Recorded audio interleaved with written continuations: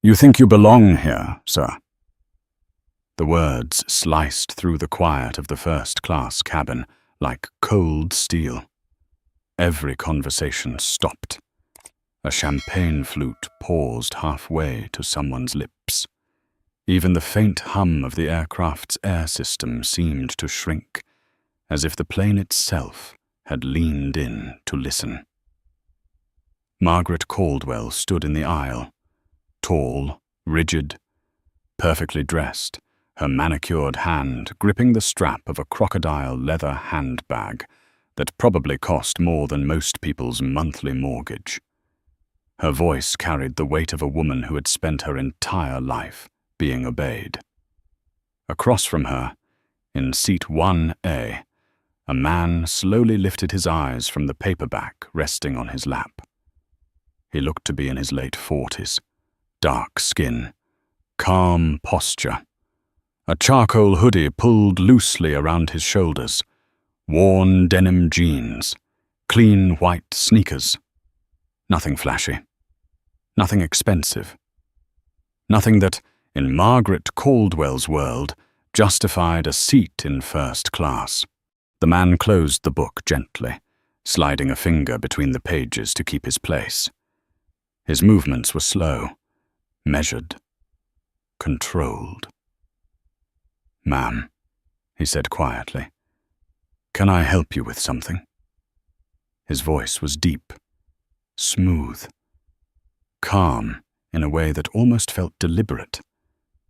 Margaret stared at him like she was looking at something unpleasant stuck to the bottom of her shoe. "Yes," she said, sharp and precise. "You can start by getting out of my seat." The sentence landed like a slap. A man in seat 2A, a silver-haired businessman in his 70s, slowly lowered his Wall Street Journal. His eyebrows lifted just enough to show curiosity. Across the aisle, a woman with carefully styled white hair and a pearl necklace leaned toward her husband and whispered, "What's happening?" The man in seat 1. I glanced at the seat number above him. Then he looked back at Margaret. "I'm pretty sure this is my seat." Margaret laughed. Not a friendly laugh. A short, brittle sound that carried contempt. "Oh, please," she said. "Do you really expect anyone here to believe that?" The cabin had fallen completely silent now. Flight attendants near the galley doorway froze mid-step. Margaret tilted her head, studying him openly now. Her eyes ran down his hoodie, his jeans, his shoes. Her lips tightened. "I paid $12,000 for this ticket," she continued, her voice rising slightly so the entire cabin could hear.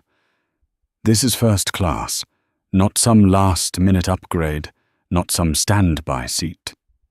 Her finger pointed toward the back of the aircraft. "Economy is that way." The man in the hoodie didn't move, didn't raise his voice, didn't defend himself. He simply watched her. There was something unsettling about how steady his gaze was. Not hostile, not nervous, just steady. Margaret mistook that calm for weakness. Her irritation sharpened. "Look," she said, lowering her voice but not her edge. "I don't know how you slipped past the gate agents. Maybe you walked in behind someone. Maybe you thought nobody would notice." She leaned closer. "But I noticed." Seat 2. I shifted in his chair. The businessman cleared his throat quietly but said nothing. Near the galley, a flight attendant named Emily Harper had begun walking toward the disturbance. 37 years old, professional smile, 10 years flying international routes. She had seen drunk passengers, screaming toddlers, and millionaires throwing tantrums over champagne brands. But something about this felt different.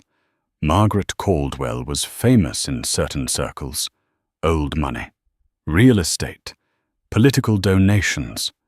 People like that were rarely wrong in public. Emily slowed as she approached. "Good afternoon, Miss Caldwell," she said carefully. "Is there a problem?" Margaret didn't even look at her. "Yes, there's a problem," she snapped. She pointed again at the man in the hoodie. "This man is sitting in a seat he obviously didn't pay for." Emily blinked. The man in 1A spoke again, still calm. "My name is Admiral Walker," he said. "I showed my boarding pass at the gate." Emily felt a small flicker of recognition at the name. Just a flicker. Something buried in memory she couldn't quite place. Margaret scoffed loudly. "Of course he has a name," she said. "Everyone has a name." Then she looked directly at Emily. "Check his ticket." The words came out as a command, not a request. Emily hesitated, not because she doubted the system, but because the man in 1A didn't look like someone who had made a mistake. He looked comfortable, like a man exactly where he intended to be. Still, procedure was procedure. "Sir," Emily said gently, "would you mind showing me your boarding pass?" Admiral Walker studied her for a moment. Then he nodded. "Of course." He reached into the front pocket of his hoodie. Margaret's voice snapped across the cabin instantly. "Watch him!" Several passengers flinched. "He could be pulling out anything," Margaret continued, her tone sharp with suspicion. "People hide things in those sweatshirts all the time." Emily felt the tension spike like electricity. Adrian stopped mid-motion. His eyes moved slowly back to Margaret. For the first time, something colder flickered behind his calm expression. Not anger. Something deeper. Disappointment. He slowly withdrew a folded boarding pass and handed it to Emily. She unfolded it. Seat 1A. Exactly as he had said. Emily looked up. "Miss Caldwell," she said softly. "Mr. Walker is assigned to this seat." Margaret's face hardened. She looked from Emily to Adrian as if both of them had just insulted her personally. "That's impossible." Emily held the ticket again, double-checking. The system confirmed it. Margaret let out a slow breath through her nose. The kind people release when they are deciding how much trouble they're willing to cause. "You know what?" she said. Her voice dropped. Low. Controlled. Dangerous. "I don't believe it." She looked directly at Adrian. "People like you don't just buy first-class tickets on a New York to London flight." Seat 2. A shifted again. The businessman frowned now. Admiral Walker said nothing, but the silence around him had changed. What Margaret Caldwell could not see yet, what no one in that cabin understood yet, was that the quiet man in the hoodie sitting in seat 1A had spent the last 30 years in rooms where wars were planned, governments advised, and billion-dollar decisions made. And in a few minutes, the entire cabin would realize exactly who they had just tried to remove from that seat. Margaret Caldwell did not step back. Most people did when a situation grew tense. Most people felt the pressure of dozens of eyes watching and instinctively softened their tone. Margaret had never been most people. Her chin lifted a fraction higher, her posture straightened, and the cold confidence of a woman who had spent 54 years believing the world existed to serve her settled into her shoulders. "You expect me to believe that?" she said, her voice low and controlled, that this man just happened to buy the most expensive seat on this aircraft? Emily Harper still held the boarding pass in her hand. The paper trembled slightly, though she tried to hide it.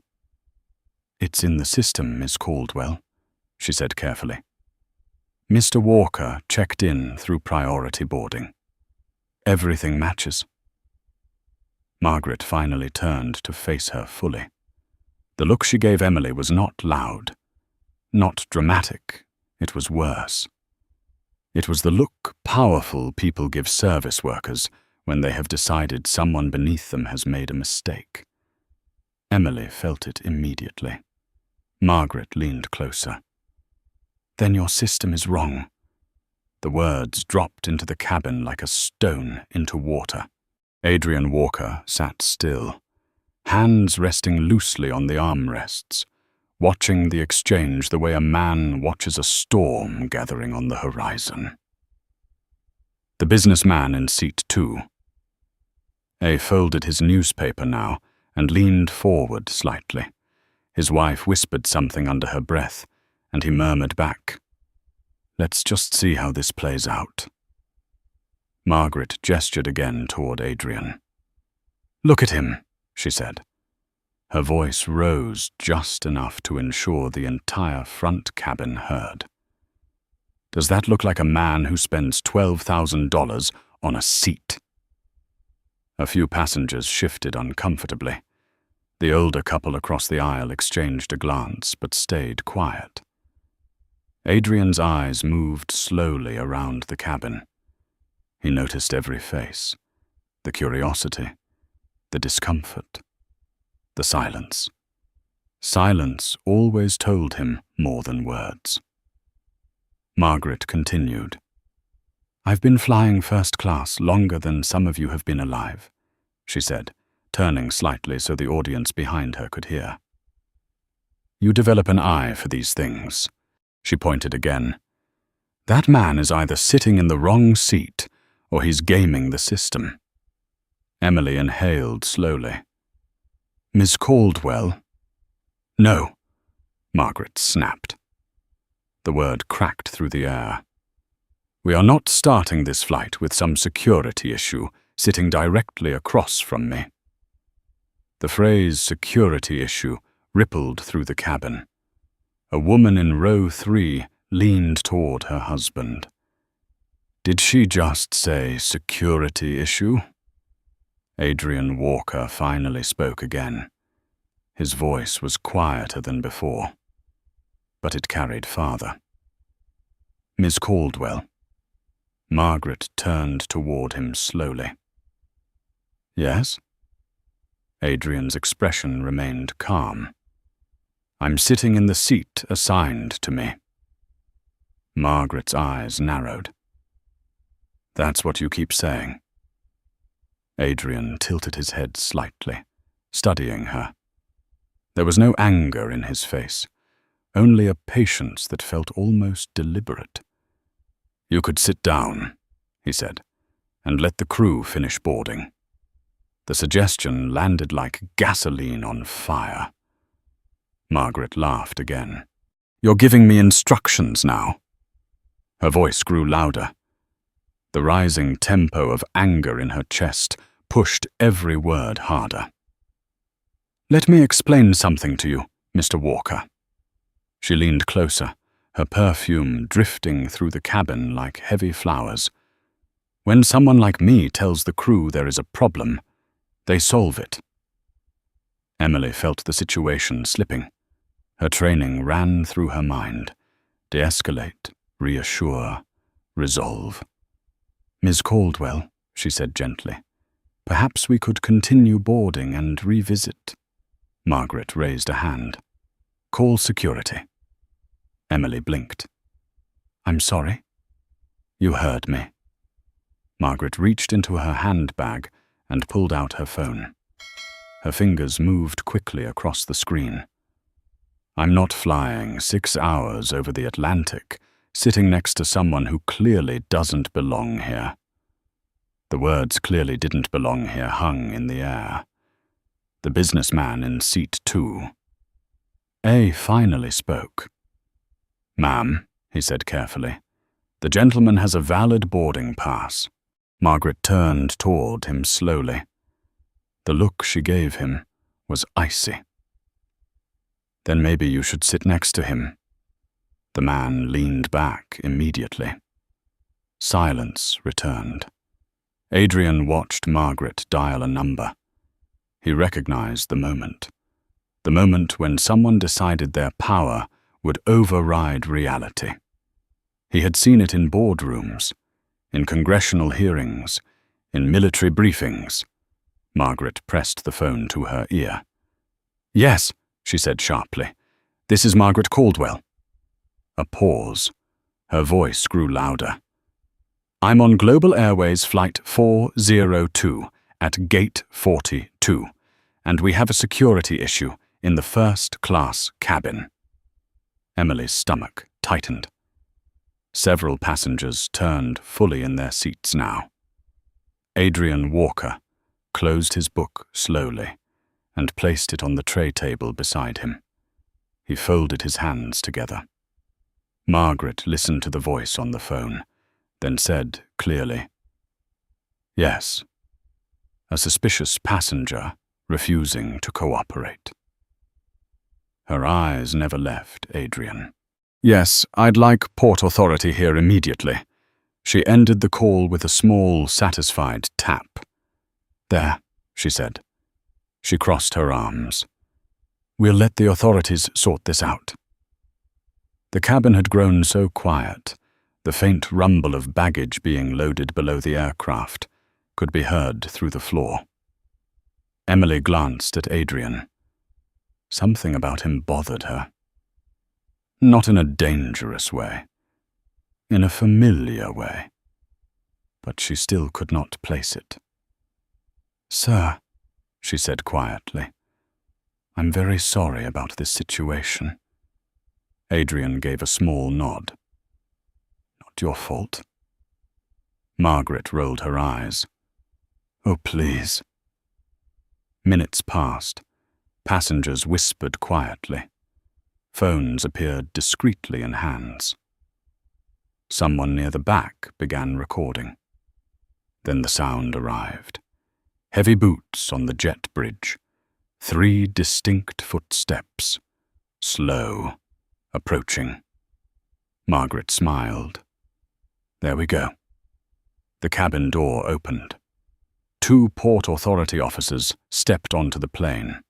Behind them came a tall sergeant with graying hair and the tired expression of a man who had dealt with airport nonsense for 20 years.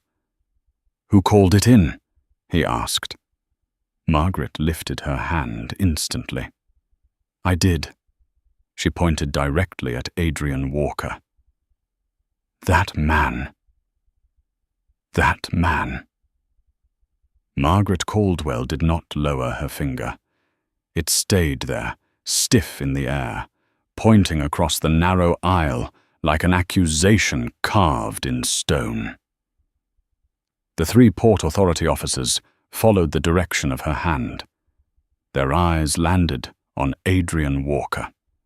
He sat in seat 1A exactly as before, back straight, hands resting calmly on the armrests, the paperback still closed beside him. He looked less like a threat and more like a man waiting quietly for a train. The tall sergeant stepped forward first. His name tag read Miller. 28 years in law enforcement had taught him something simple about airport disturbances. The loudest person was almost never the real problem. He looked at Margaret first. "Ma'am," he said evenly, "you're the one who called?" Margaret nodded sharply. "Yes, officer. Thank God you're here." Her voice grew stronger now that authority had arrived. "That man is sitting in a seat he clearly didn't pay for. He refused to show his ticket to me, and he has been acting aggressively." Several passengers exchanged glances. Aggressively was not a word anyone in the cabin would have used. Miller's eyes shifted slowly toward Adrian.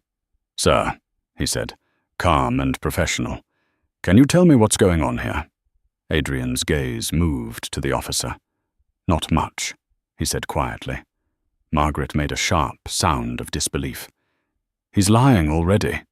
Miller raised a hand without looking at her. "Ma'am." The single word carried authority. Margaret pressed her lips together, but stayed silent. Miller turned back to Adrian. "Sir, do you have identification on you?" Adrian nodded once. "I do." Margaret leaned backward suddenly, her voice jumping up an octave. "Watch his hands!" Several passengers flinched. Miller didn't. He had watched Adrian's body language from the moment he stepped on the aircraft. There was no tension in his shoulders, no twitch in his hands, no restless scanning of exits. Just calm. The kind of calm men develop after decades of responsibility. "Go ahead," Miller said. Adrian slowly reached behind him into the back pocket of his jeans. He pulled out a slim black leather wallet. The movement was unhurried. He opened it carefully. Inside were several cards and a small metallic badge encased in dark leather. He removed the badge and handed it to the sergeant. Miller took it. His expression was neutral. At first. Then his eyes focused on the gold emblem pressed into the metal. His brows drew together. He leaned closer. The badge read, United States Department of Defense. Below it was a name, Adrian James Walker. Under that, a title, Senior Strategic Advisor. Miller blinked once. Then he flipped open the identification card behind the badge. His eyes widened. The air seemed to change. It wasn't dramatic, but something subtle shifted in the officer's posture. His shoulders straightened. His chin lifted slightly. He looked from the badge to Adrian Walker, then back again. Margaret leaned forward eagerly. "Well?" she demanded. "Run his name." Miller didn't answer. He handed the badge back with both hands. Respectfully.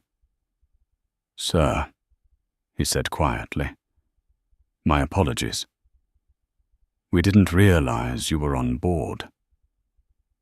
A ripple moved through the cabin. Margaret's face twisted with confusion. "What do you mean you didn't realize?" She stepped closer. "Is he wanted? Is that why you're being so polite?"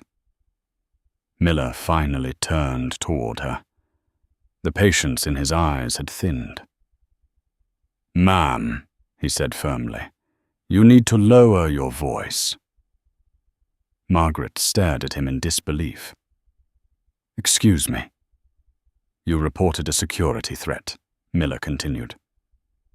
"So far, I'm not seeing one." Her mouth opened, closed, opened again.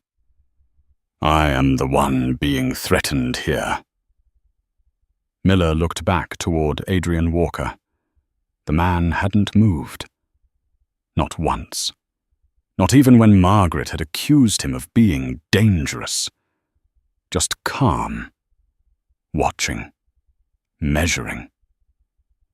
Miller felt a small, uncomfortable realization settle in his stomach. He had seen this type before. Quiet power.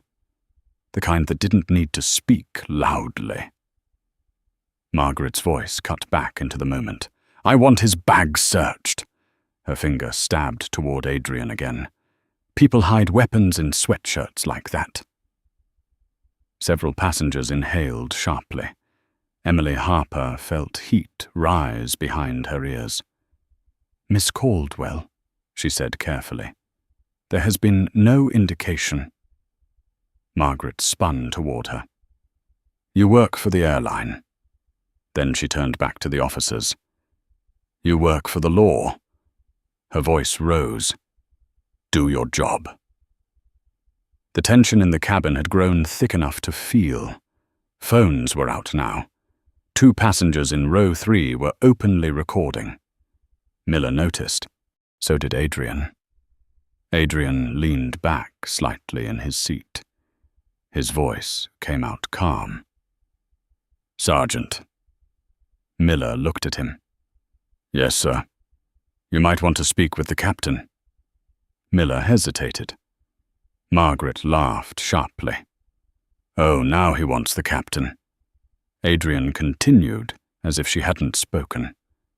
"Tell him Eagle 1 is experiencing a delay." The words hung in the air. Emily Harper felt a chill run down her spine. Eagle 1. Her training kicked in instantly. That was not a random phrase. That was a classified designation used in military transport protocols. Her eyes widened. She looked at Admiral Walker again. Really looked. The calm posture, the quiet authority, the way the officers were suddenly standing straighter. Something clicked in her memory. Miller's expression had changed, too. He turned to one of the officers beside him. "Stay here." Then he stepped toward the cockpit door. Margaret threw up her hands. "This is ridiculous." Her voice grew louder again. "We are delaying an entire international flight because nobody wants to admit this man snuck into first class." Passengers shifted uneasily. The businessman in 2A muttered under his breath, "Good Lord." Inside the cockpit, the door opened. Miller leaned in and spoke quietly. Seconds passed. Then the cockpit door opened wider. Captain Daniel Brooks stepped out. Silver hair, 4 stripes on his shoulders. 35 years flying international routes. He took one look at the scene. Margaret standing in the aisle. Passengers watching. Police on board. And Admiral Walker sitting silently in seat 1. A. Brooks walked forward. His steps were measured, controlled. He stopped directly in front of Adrian. For a moment, no one spoke. Then something happened that no one in the cabin expected. Captain Brooks stood perfectly straight. His heels clicked together, and he raised his hand in a sharp military salute. "Admiral Walker," he said clearly, his voice carrying through the silent cabin. "Welcome aboard, sir." The word Admiral hung in the air like thunder that had not finished rolling. No one in the cabin moved. For a full second, the world seemed to stop inside that narrow aluminum tube. Margaret Caldwell blinked. Once, or then again. Her brain tried to rearrange what she had just heard into something that made sense. Admiral. She let out a short laugh. It sounded thin, almost desperate. "Oh, come on," she said. The words came out louder than she intended. "This is absurd." Captain Daniel Brooks did not turn toward her. His eyes remained fixed on Admiral Walker. The salute stayed in place for another second. Adrian lifted one hand calmly. "At ease, Captain." Brooks lowered his hand slowly. "Yes, sir." Margaret stared at them both. Her voice sharpened again. "You cannot be serious." Now the captain turned, and the look in his eyes was not the polite patience airline executives practiced for difficult customers. It was something colder, something firmer. "Ms. Caldwell," he said evenly, "the gentleman you have been confronting is Admiral Admiral Walker." The words spread through the cabin like electricity. Seat 2. A whispered to his wife. Did he say Admiral? Someone behind them muttered, Oh my God. Margaret's jaw tightened. Her eyes snapped back to Adrian. He was still sitting exactly as before. Hoodie, jeans, paperback on the tray. No medals, no uniform. Nothing that matched the image Margaret had carried in her head her entire life. Admirals stood on warships. They wore white uniforms with gold trim. They did not sit quietly in commercial airline seats wearing sweatshirts. Margaret shook her head slowly. She laughed again. You expect me to believe that? Captain Brooks did not blink. Until 3 months ago, he said calmly, Admiral Walker served as Vice Chairman of the Joint Chiefs of Staff. A ripple of stunned whispers moved through the cabin. Joint Chiefs? Are you kidding? Margaret's smile cracked. But look at him. The sentence sounded weaker than she meant it to. Her hand gestured toward Adrian's hoodie. You're telling me one of the highest-ranking officers in the United States military is flying commercial, dressed like that? Adrian finally looked up. His eyes met hers. The calm in them had not changed, but something sharper lived underneath it now. I had a long week, he said quietly. The simplicity of the answer made several passengers exhale softly. Margaret did not. Her anger had found a new direction. So what? She snapped. I don't care if he's the President of the United States. Gasps fluttered through the cabin. Captain Brooks took a step closer. You should. Margaret's eyes widened. You work for an airline. His voice stayed calm.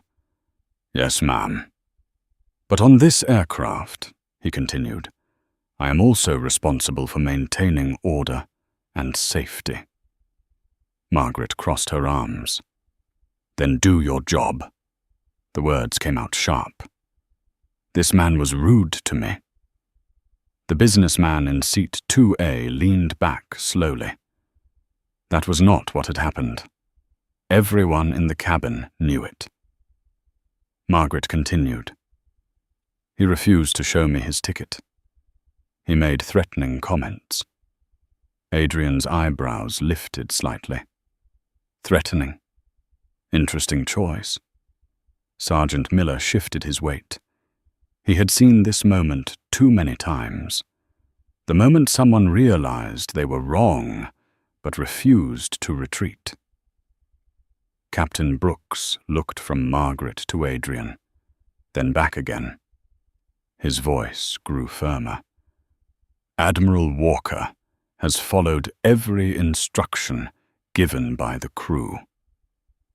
Margaret shook her head. This is ridiculous. Her voice began climbing again. You're protecting him. The accusation hung there. Captain Brooks did not react.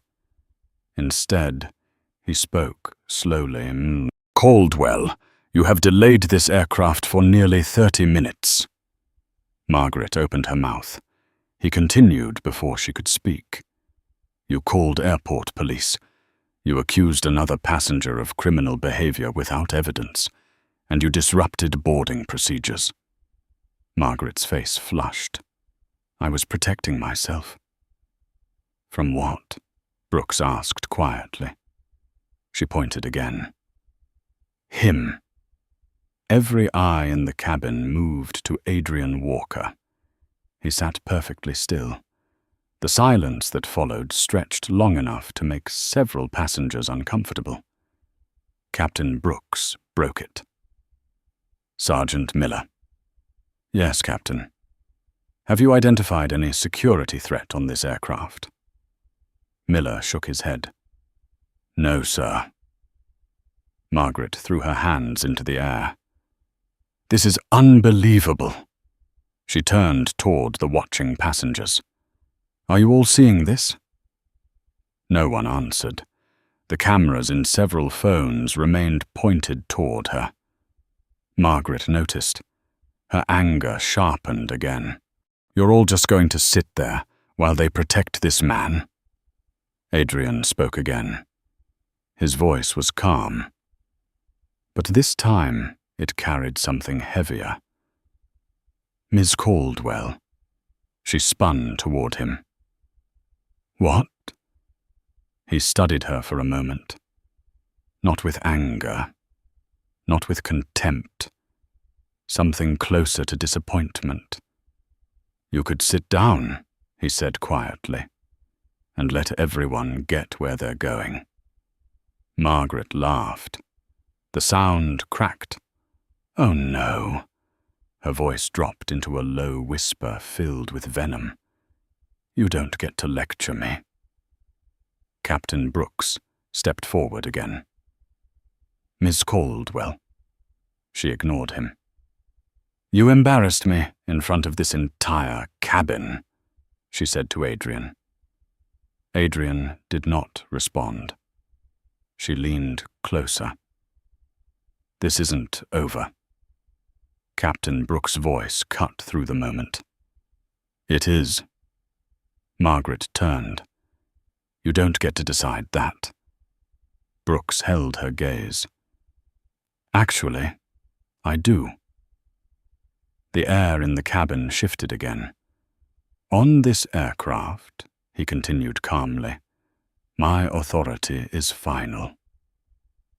Margaret stared at him. "You're threatening to remove me. I'm giving you a choice." Her heartbeat suddenly felt louder in her ears. Captain Brooks spoke clearly. "You may return to your seat, remain silent, and allow this flight to depart." He paused. "Or you may gather your belongings and leave the aircraft." The cabin went dead quiet. Even the distant rumble of luggage loaders beneath the plane seemed to fade. Margaret Caldwell stood frozen in the aisle. For the first time since boarding the aircraft, uncertainty crept into her chest. And across from her, Admiral Adrian Walker picked up his paperback again, as if the entire confrontation had already ended. Margaret Caldwell did not move. For several seconds, she simply stood there in the aisle, frozen between pride and humiliation, her fingers gripping the strap of her handbag so tightly the leather creaked. The entire cabin waited. Captain Daniel Brooks held her gaze without blinking. Sergeant Miller shifted his stance slightly near the galley, arms folded, watching the moment unfold with the tired patience of a man who had seen too many public meltdowns. Across the aisle, Admiral Adrian Walker turned a page in his paperback. The sound of paper sliding against paper was quiet, but in the heavy silence of the cabin, it felt loud. Margaret heard it, and something about that simple sound pushed her anger deeper. He was ignoring her. After everything she had just said, after the police, after the captain, he had simply gone back to reading. Her voice returned, sharp and brittle. "You think this is funny?" Adrian didn't look up. "No, ma'am." Margaret scoffed. "Well, you look very relaxed for someone who just caused a 30-minute delay." Adrian finally lifted his eyes again. "I didn't cause the delay." The truth in the statement landed with the quiet force of a hammer. Margaret felt the weight of dozens of eyes pressing into her back. Passengers were no longer whispering. They were watching, studying, judging. And Margaret Caldwell had spent her entire life controlling rooms like this. Now the room was slipping away from her. She straightened her shoulders. "Fine," she said coldly. She turned to Captain Brooks. "I'll sit down." A small wave of relief passed through the cabin. Then Margaret added quietly, "For now." Brooks nodded once. "Thank you." She moved toward her seat in 1K across the aisle from Adrian. The movement felt slower than it should have. Her heels clicked against the cabin floor, each step echoing the shift in power she could feel but refused to acknowledge.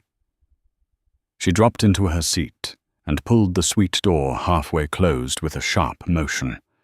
Across the aisle, Adrian had already returned to his book. Captain Brooks turned to Sergeant Miller. "Thank you for your assistance." Miller nodded. "Just doing the job, Captain."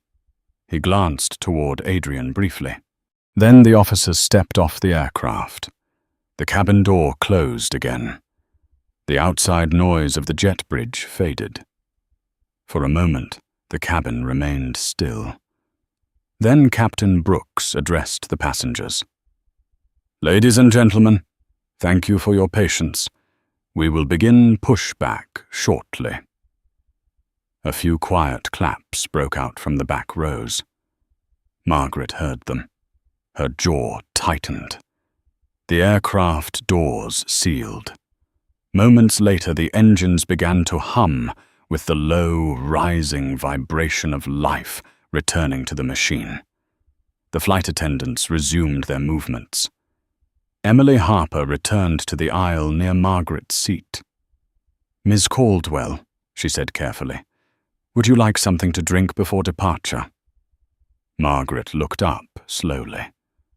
Her expression was composed again, but the anger behind her eyes had not cooled. "Champagne," she said. Emily nodded. "Yes, ma'am." Across the aisle, Adrian declined the drink service with a small gesture. Margaret noticed. Of course he would. The man probably didn't know the difference between Dom Perignon and sparkling cider. The thought comforted her. She needed that comfort. Because the alternative thought was growing louder. What if he really was who they said he was? Margaret pushed the idea away. No. This was some kind of bureaucratic exaggeration. Advisor. Consultant. Washington titles meant nothing in the real world. Money meant something. Power meant something. And Margaret Caldwell had both. The aircraft began taxiing. Lights dimmed slightly as the plane rolled away from the gate. The tension in the cabin slowly softened as passengers returned to their own thoughts. But Margaret Caldwell did not relax. Her mind churned. She opened her laptop. Her fingers began typing quickly. Emails. First to her legal team, then to the airline's corporate office, then to a contact she had inside the Federal Aviation Administration. Her version of events unfolded rapidly across the screen. Aggressive passenger. Crew misconduct. Safety concerns ignored. She built the narrative carefully. Margaret Caldwell was very good at narratives. Across the aisle, Admiral Walker had closed his book again. A rugged military laptop now rested on his tray table, thicker than most commercial models. Dull black casing. No logo. He read through a series of documents displayed on the screen. Technical reports, infrastructure audits, housing inspections from military bases across Europe and Asia. His eyes moved slowly down the pages. Numbers, structural assessments, complaints from soldiers living in buildings constructed by private contractors. Across the aisle, Margaret noticed the laptop. Her curiosity pushed past her pride. "You work a lot for someone on vacation," she said. Adrian didn't look up. "I'm not on vacation." Margaret leaned back slightly. Let me guess. Her voice carried the edge of sarcasm. Saving the world? Adrian closed one document and opened another. Something like that. Margaret studied him for a moment. Then she said, You know who I am, don't you? Adrian paused. He turned his head slowly. Yeah. The simple answer surprised her. Well? You're Margaret Caldwell. Her chin lifted slightly. Correct? Adrian's voice remained calm. Widow of Thomas Caldwell. She nodded once. Founder of Caldwell Infrastructure Group. Margaret felt a familiar pride rise in her chest. That's right. Adrian studied her for another second. Then he said quietly, Your company builds housing for military personnel. Margaret smiled. One of the largest defense contractors in the country. Adrian nodded once. I know. He turned back to his screen. Margaret watched him. Something about his tone had changed. It was subtle, but it carried a weight she didn't fully understand yet. Outside the window, the aircraft lifted from the runway. The city lights of New York dropped away beneath them, and somewhere high above the Atlantic Ocean, the real consequences of Margaret Caldwell's decisions were just beginning to unfold. The aircraft leveled out above the clouds, and the city lights of the East Coast slowly faded into darkness beneath the wings. Inside the first-class cabin, the mood had changed. The immediate drama was over. The engines hummed steadily. Flight attendants moved quietly through the aisle with trays and soft voices. But the tension had not vanished. It had only shifted. Margaret Caldwell sat rigidly in her seat, a glass of champagne untouched on the table beside her laptop. The gold bracelet on her wrist tapped lightly against the keyboard as she typed. Her emails were longer now, sharper, more deliberate. Every sentence crafted with the practiced precision of someone who had spent decades protecting her reputation. She wrote about misconduct, about safety concerns, about the captain's unprofessional behavior. She did not mention the part where the entire cabin had watched her point at a decorated officer like a criminal. Across the aisle, Admiral Walker worked quietly. The screen of his laptop glowed faintly in the dimmed cabin lights. A series of documents filled the display. Engineering reports, budget breakdowns, inspection summaries. He read slowly, carefully. His eyes stopped on one section of a report. Structural deterioration in housing units. Ramstein Air Base, Germany. Adrian leaned back slightly. Then he opened another file. Electrical failures in Okinawa housing sector. He said nothing. Margaret noticed the silence first. It bothered her. Most men she confronted eventually reacted. They raised their voices. They defended themselves. They tried to prove something.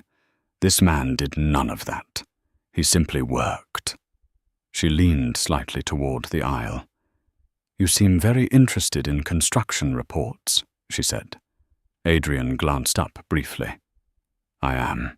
Margaret tilted her head. That's funny. Her tone carried a quiet edge. My company specializes in construction. Adrian studied her for a moment. I know. Margaret smiled faintly. Well, then you should know we build some of the most advanced military housing projects in the world. Adrian didn't immediately respond.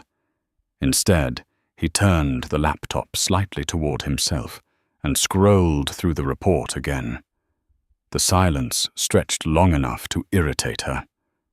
"You have something to say?" she asked. Adrian finally looked up. "Yes." The word was calm, simple. Margaret leaned back slightly. "Well?" Adrian closed the laptop halfway. His voice remained quiet. "But you're not going to like it." Margaret's smile tightened. "I doubt that." Adrian studied her face carefully, the way someone studies a blueprint before pointing out the flaws. "Your company used to build excellent structures," he said. Margaret's eyes narrowed. "Used to?" Adrian nodded once. "When your husband was alive." The words landed softly, but they carried weight. Margaret straightened in her seat. "My husband built that company from nothing." "Yes," Adrian said. "I met him once." Margaret blinked. "You met Thomas?" Adrian nodded again. "Kabul. 2010. Margaret's posture shifted. Thomas Caldwell had been proud of that trip. He had personally inspected military housing projects in Afghanistan during the height of the war. "You're saying you met him there?" Adrian's eyes remained steady. He walked through unfinished barracks in combat boots and a hard hat. Margaret remembered the photos. Thomas covered in dust, smiling beside soldiers. "He cared about the work," Adrian continued. "He cared about the men who had to live in those buildings." Margaret's chest tightened slightly. "That's right." Adrian opened his laptop again. "But things changed after he died." The words were quiet, but sharp. Margaret's voice cooled. "What exactly is that supposed to mean?" Adrian rotated the screen slightly so she could see part of the report. "Substandard wiring installations in Germany." He scrolled. "Budget overruns in Okinawa." Another scroll. "Complaints from soldiers about mold in living quarters." Margaret's expression hardened. "Those are isolated incidents." Adrian didn't raise his voice. 37 incidents in 3 bases. Her fingers curled slightly around the armrest. "You don't understand how large government contracts work." Adrian met her eyes. "I understand them very well." The quiet certainty in his tone made her stomach tighten. Margaret forced a short laugh. "My company produces record profits every quarter." Adrian nodded. "That's part of the problem." Her voice rose. "Excuse me?" Adrian leaned slightly forward. "Profit margins increase when corners are cut." Margaret's jaw clenched. "You're accusing my company of fraud?" "No." Adrian's answer was immediate. "I'm saying your priorities changed." Margaret leaned closer across the aisle now. "You know what I think?" Adrian waited. "I think you're another Washington bureaucrat who has never built anything in his life." Her voice had sharpened again. "Men like you sit behind desks and write reports, while people like my husband actually build the world." Several nearby passengers glanced toward them again. The rising tension was impossible to ignore. Adrian did not react. He simply watched her. Then he asked one quiet question. "Do you know why I'm flying to London tonight?" Margaret folded her arms. "No." Adrian tapped the laptop lightly. "I have a meeting tomorrow morning at the United States Embassy." Margaret's eyes flickered. "With the NATO Infrastructure Committee." Her fingers tightened slightly. Adrian continued. They're reviewing a $5 billion housing contract. Margaret felt something cold slide into her chest. $5 billion. Her company's largest military contract. Adrian's voice remained calm. The current contractor for that project is Caldwell Infrastructure Group. The champagne glass on Margaret's table trembled slightly as the plane hit a pocket of air. Her voice dropped. "You're on the review board." Adrian nodded. "I'm the chairman." The cabin seemed to tilt, even though the aircraft flew perfectly level. Margaret stared at him. Her mouth opened, then closed again. Across the aisle, Admiral Walker finished his sentence quietly. "And tomorrow morning, I decide whether your company keeps that contract." Margaret Caldwell did not speak. For a long moment she simply stared across the aisle at Admiral Walker, her mind struggling to reorganize the world she had constructed around herself. $5 billion. The number echoed in her head like a drumbeat. Caldwell Infrastructure Group did not just depend on that contract. It revolved around it. Nearly 80% of the company's revenue flowed from the defense housing agreements her husband had secured years ago. Her throat felt dry. "You're bluffing," she said finally. The words came out softer than she intended. Adrian did not smile. He simply opened the laptop again and turned it slightly toward her. On the screen was an official document. United States Department of Defense Oversight Committee. Below the title was a list of names. Chairman, Admiral Adrian J. Walker. Margaret's stomach tightened. Her eyes moved over the page, as if staring at it longer might somehow change what it said. "You could have told me earlier," she said quietly. Adrian closed the laptop again. "You didn't ask." Margaret's pulse began to rise. "You let this entire thing happen."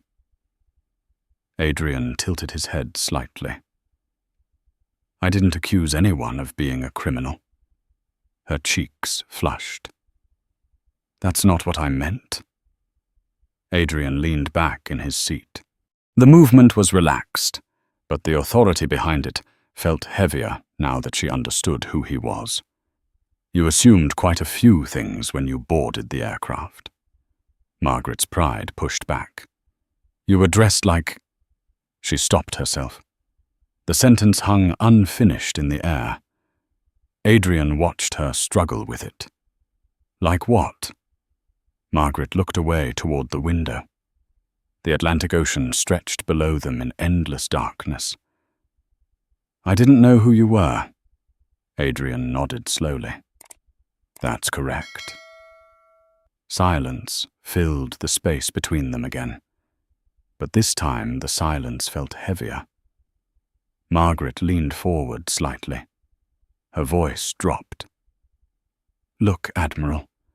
The title tasted strange in her mouth. "We both got off on the wrong foot." Adrian said nothing. Margaret continued. "You understand how these situations happen? Miscommunication, stress, long travel days." She offered a thin smile. "Let's be adults about this." Adrian's expression remained unreadable. "You called airport police." Margaret waved a dismissive hand. "That was just precaution. You accused me of hiding weapons." Margaret shifted slightly in her seat. "Well, you have to admit, the situation looked unusual." Adrian's voice stayed calm. "I was reading a book." Margaret's smile faded. The words sounded worse when spoken aloud. She tried another angle. "My husband respected the military deeply." Adrian nodded once. He did. Margaret seized the opening. He built homes for thousands of soldiers. Adrian's eyes returned to hers, and he insisted those homes be safe. The word safe carried weight. Margaret straightened. My company still builds them. Adrian tapped the closed laptop gently.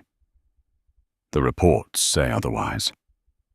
Margaret felt the pressure tightening again. Her mind raced. $5 billion. If the contract disappeared, investors would panic. The stock price would collapse within days. Banks would begin asking questions, and the board of directors would come looking for someone to blame. She leaned forward again. Admiral Walker, Adrian. He did not correct her. I know how these oversight meetings work, she said carefully. They're political. Adrian's gaze hardened slightly. They're about safety. Margaret forced a small laugh. In theory.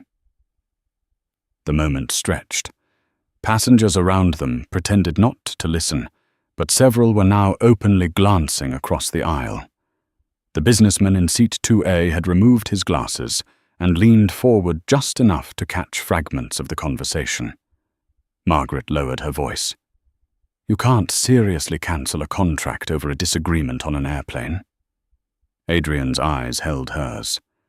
This conversation has nothing to do with that decision. Margaret leaned closer. Come on.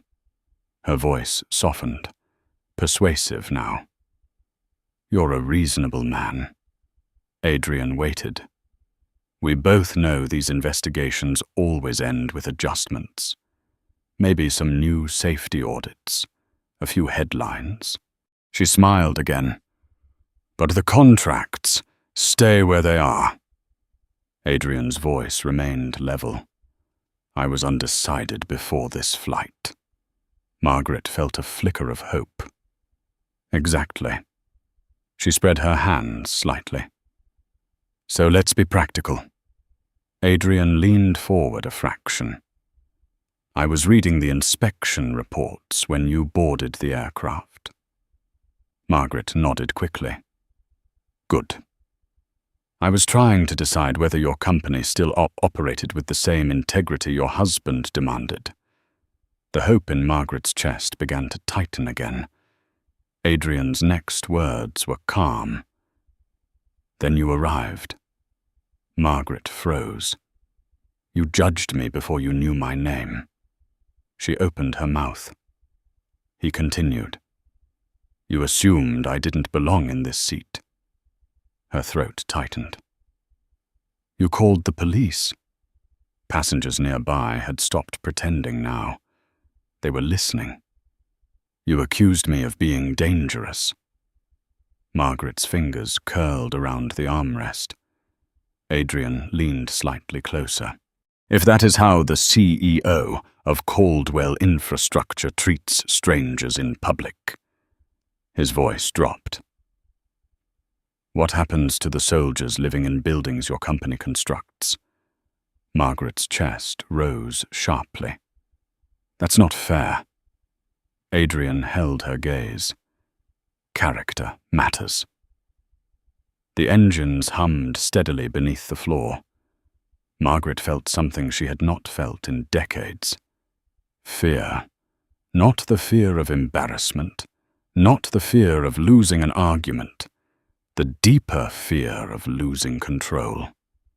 Her voice lowered again. You're going to destroy my company. Adrian shook his head slowly. No. He opened the laptop once more. You did that the moment you decided someone didn't belong. Margaret stared at him across the aisle.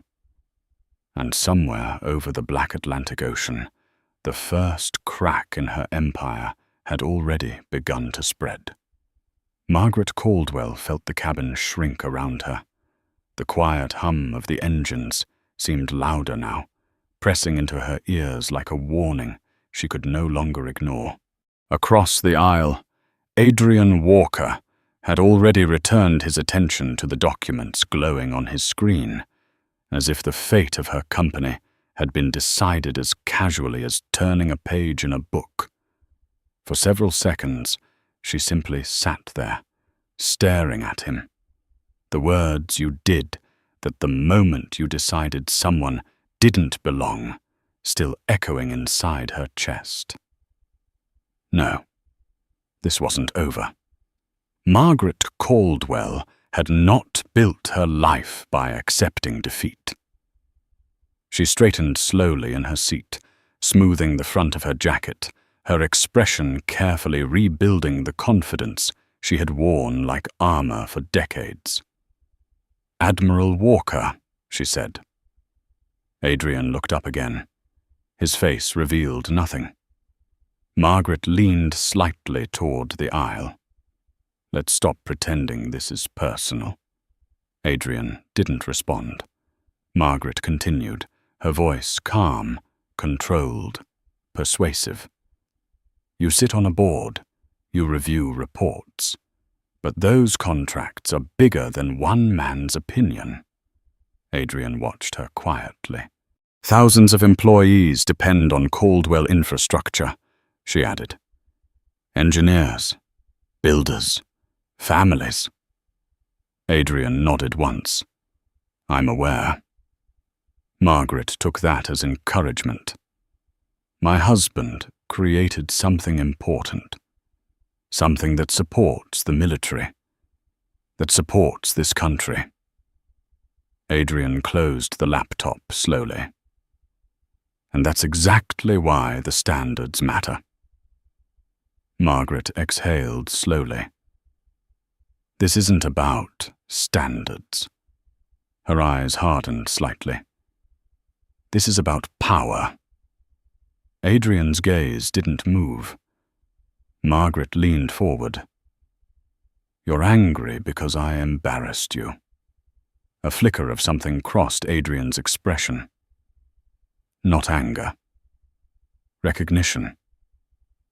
Margaret pressed on. "So now you're going to punish my company." Adrian spoke quietly. "You're mistaken." Margaret tilted her head. "Am I?" Adrian rested his hands on the table between them. "You think this decision is about tonight?" Margaret didn't answer. Adrian's voice remained steady. "I started reviewing your company's performance 3 weeks ago." Margaret felt the tension returning to her chest. 3 weeks? Adrian nodded. "Complaints from soldiers living in Caldwell housing units began surfacing months ago." Margaret shook her head. "Every contractor gets complaints." "Yes," Adrian said, "but not this many." Margaret's voice sharpened again. "Your reports are wrong." Adrian slid one document across the table toward her. Margaret glanced down despite herself. The heading read, "Housing Inspection Report, U.S. Army Barracks, Ramstein Air Base." Below it were photographs, water damage, mold spreading across drywall, electrical wiring exposed behind broken panels. Margaret's stomach tightened. "That's one facility," she said quickly. Adrian scrolled through more photos. Germany. Another page. Okinawa. Another. South Korea. Margaret pushed the tablet slightly away. "You don't understand how large construction projects work." Adrian watched her carefully. "I understand accountability." Margaret's voice rose slightly. "You're basing a $5 billion decision on maintenance complaints." Adrian leaned forward. "No." His eyes locked onto hers. "I'm basing it on leadership." Margaret felt the words hit harder than the documents. "Leadership?" Adrian nodded. You are the face of Caldwell Infrastructure. Margaret opened her mouth. He continued before she could speak. And tonight, I watched you accuse a stranger of being a criminal because you didn't like how he looked. The cabin felt colder. Passengers nearby had stopped pretending entirely now. Margaret heard the faint click of someone's phone camera. Her heart beat faster. You're twisting what happened. Adrian's voice stayed calm. I watched the entire thing. Margaret looked away briefly. The window beside her reflected her own face back at her. For the first time that evening, she looked older, tired. Adrian spoke again. When your husband ran Caldwell Infrastructure, soldiers trusted those buildings. Margaret turned back toward him. They still do. Adrian shook his head slowly. Not anymore. Margaret's voice dropped. You can't take away our contract. Adrian leaned back. I can recommend a different contractor. The words felt like gravity shifting under her feet. Margaret tried to steady herself. Do you have any idea what that would do to my company? Adrian's tone did not change. I do. Margaret's voice cracked slightly despite her effort to control it. The board would panic. Yes. Our stock would collapse. Yes, thousands of employees would lose their jobs. Adrian held her gaze. And thousands of soldiers deserve safe housing. The sentence ended the argument. Margaret sat there in silence, breathing slowly, trying to regain control of a situation that had slipped beyond her reach. Outside the window, the dark ocean stretched endlessly below the aircraft. Inside the cabin, Adrian reopened the laptop. The conversation was over. But Margaret Caldwell had not yet realized that the consequences had already begun moving far beyond this airplane. Because several rows behind them, a young woman in seat 3C was still holding her phone. And the video she had quietly recorded during the confrontation was already spreading across the internet faster than either of them could imagine. Margaret Caldwell's phone began vibrating before the aircraft even reached cruising altitude. At first, she ignored it. Her attention remained locked on the dark window beside her, the reflection of the cabin lights floating across the glass like faint ghosts. She could still hear Admiral Walker's voice in her mind, calm and absolute. Leadership matters. The phone vibrated again, then again, 3 times in less than a minute. Margaret finally picked it up. Dozens of notifications filled the screen. Messages, emails, missed calls, her public relations director, 2 board members, her chief financial officer. Margaret frowned. She opened the first message. Call me immediately. Another message appeared beneath it. What happened on that plane? Her pulse tightened slightly. She opened the next alert. A link. Video.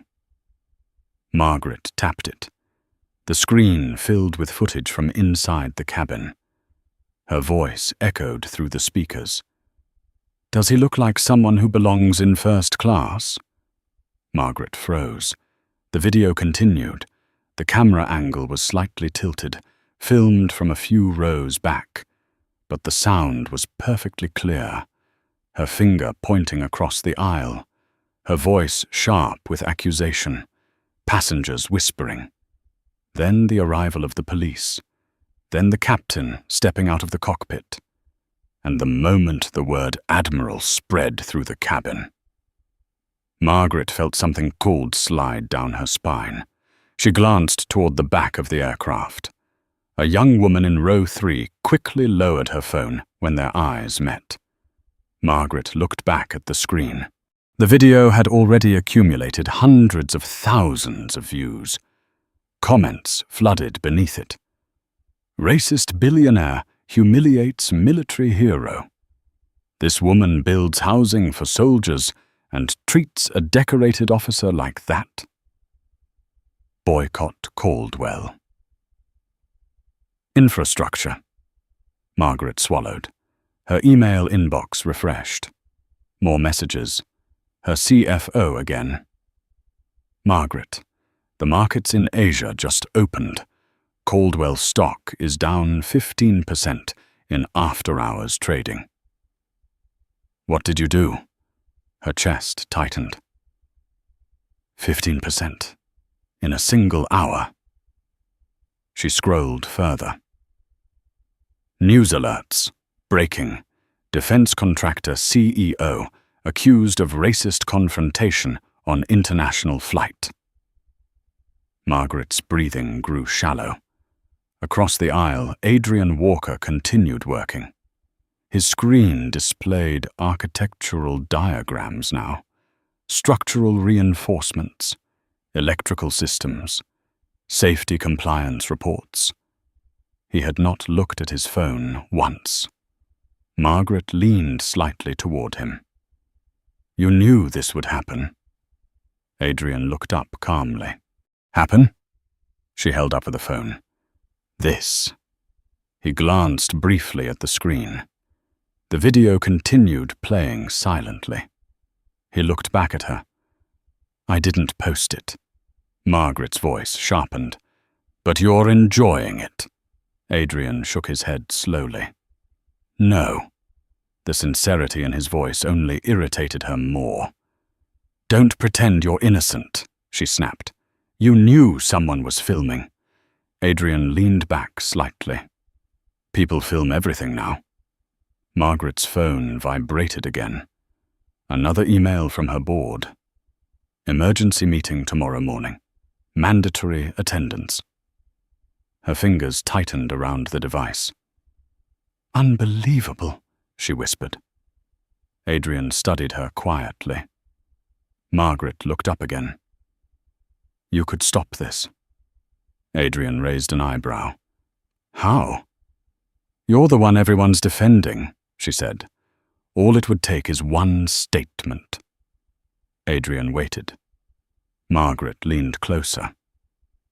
Tell them it was a misunderstanding. Adrian didn't speak. Tell them I apologized. You didn't. Margaret hesitated. That's not the point. Adrian's eyes remained steady. Then what is the point? Margaret felt frustration rising again. The point is damage control. Adrian folded his hands calmly. You're worried about the market? Of course I'm worried about the market. Her voice rose before she could stop it. Passengers nearby looked over again. Margaret lowered it slightly. My company employs thousands of people.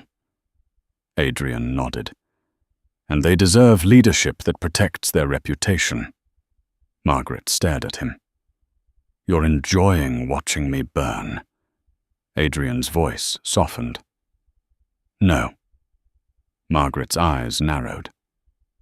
Then why aren't you helping me? Adrian looked out the window briefly. The horizon was beginning to lighten with the faintest gray of approaching dawn. Because you're asking me to lie. Margaret opened her mouth, closed it again. Adrian turned back toward her. You want me to say you treated me with respect? Margaret didn't answer. You want me to tell the public you handled the situation with dignity? Silence. Adrian's voice remained calm. But everyone on that plane saw what actually happened. Margaret looked down at her phone again. The numbers continued rising. The video now showed nearly 3 million views. Her company's stock ticker refreshed beneath a financial news alert.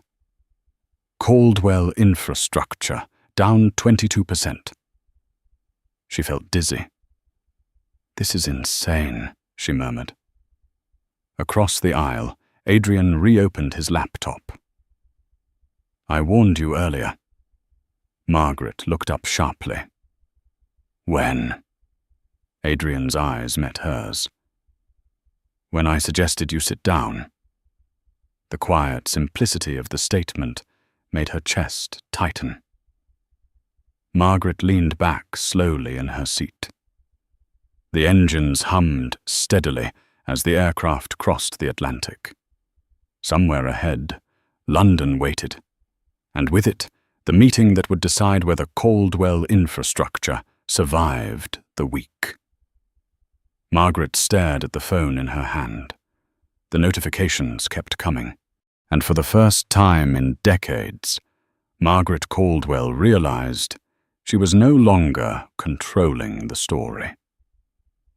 By the time the aircraft began its descent into London, Margaret Caldwell had not slept. The cabin lights were dim, the windows glowing faint orange as the first edge of sunrise stretched across the clouds. Most of the passengers in first class had reclined their seats hours ago. Blankets pulled up, eyes closed, quiet breathing. But Margaret sat upright the entire time. Her phone rested in her hands like something fragile and dangerous. The numbers on the screen had only gotten worse. Caldwell infrastructure, down 28%. News outlets across the United States and Europe had already picked up the video. Commentators replayed the clip over and over, analyzing her tone, her posture, the exact moment she pointed at Admiral Walker and accused him of not belonging. Her public relations team had stopped asking questions. Now they were sending damage control strategies, statements, draft apologies, legal warnings. None of it changed the numbers. Margaret looked across the aisle. Admiral Walker was awake. He had closed his laptop and was simply looking out the window, watching the sunrise stretch slowly across the sky. The light reflected across his face, calm and steady, like a man who had already accepted the outcome of something long before anyone else understood it. Margaret spoke quietly. Admiral? Adrian turned his head. Yes. Her voice sounded smaller than she expected. This doesn't have to end like this. Adrian studied her. How do you see it ending? Margaret swallowed. You make a statement. Adrian didn't interrupt. You say the video is misleading. Silence. You say the media exaggerated the situation. Adrian's eyes didn't leave hers. Margaret continued. You say we resolved the misunderstanding on the plane. Her fingers tightened around the phone. You could stop the damage in one interview. The engines shifted slightly as the plane adjusted altitude. Outside, the clouds parted, and the grey patchwork of London suburbs began appearing below them. Adrian spoke slowly. You still believe this is about the video? Margaret stared at him. Of course it is. Adrian shook his head. The video just showed people what was already there. Margaret's voice sharpened again. You're destroying a company. Adrian's tone remained steady. No. Margaret leaned forward. You said the contract review wasn't personal. It isn't. Then prove it. Adrian watched her quietly. Margaret lowered her voice. Say something publicly. Adrian leaned back slightly. Margaret. It was the first time he had used her first name. You lost control of the situation before the plane even left the gate. Margaret's jaw tightened. "You think I don't know that?" Adrian continued calmly. "You thought power meant deciding who belongs in a room." Margaret said nothing. Adrian gestured toward the phone in her hand. "But the world is watching now." Margaret stared down at the screen again. "Another alert. Defense Department confirms contract review decision expected within hours." Her throat felt tight. "You're going to cancel it?" Adrian didn't answer immediately. The landing gear began extending beneath the aircraft with a low mechanical thud. Passengers stirred. Seatbacks lifted. Cabin lights brightened slightly. Adrian finally spoke. "The decision will be based on the reports." Margaret exhaled slowly. But tonight mattered. Adrian met her eyes. "Yes." The aircraft lowered through the clouds. Rain streaked across the window as the runway lights appeared in the distance. Margaret watched the ground rising toward them. For the first time since she boarded the plane, she allowed herself to say the truth out loud. "I made a mistake." Adrian nodded once. "Yes?" The plane touched down. Rubber screamed briefly against the wet runway as the engines reversed and slowed the aircraft. Passengers began gathering their belongings. Phones came out again. Margaret knew the video would be everywhere by the time she stepped off the plane. Her board of directors would already be preparing statements. Investors would be calling emergency meetings. And somewhere across the city, government officials would be reviewing the future of Caldwell infrastructure.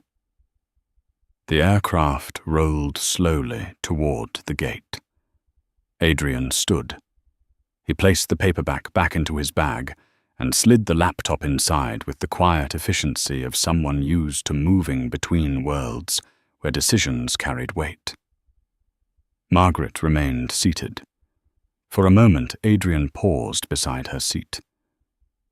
"Your husband built something important," he said quietly. Margaret looked up. Adrian continued. "He believed character mattered more than contracts." Margaret's voice was barely above a whisper. "I remember." Adrian nodded once.